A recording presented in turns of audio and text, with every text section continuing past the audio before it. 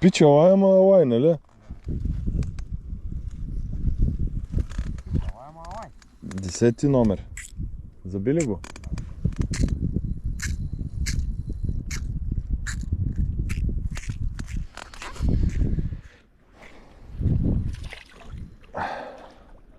Едно и също място, буквално.